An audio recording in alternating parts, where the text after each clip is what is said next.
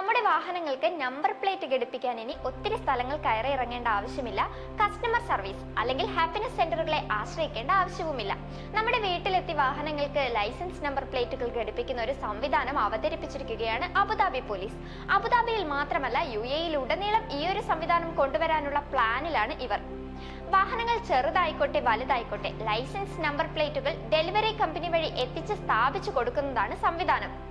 എങ്ങനെയാണ് ഇതിനായി നമുക്ക് അപേക്ഷിക്കാൻ കഴിയുക എന്ന് നോക്കാം.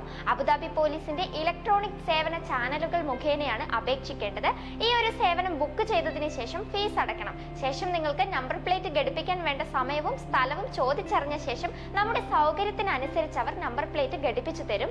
ഉപഭോക്താക്കളുടെ സമയത്തിനാണ് ഇവിടെ കൂടുതൽ പ്രാധാന്യം നൽകുന്നത്.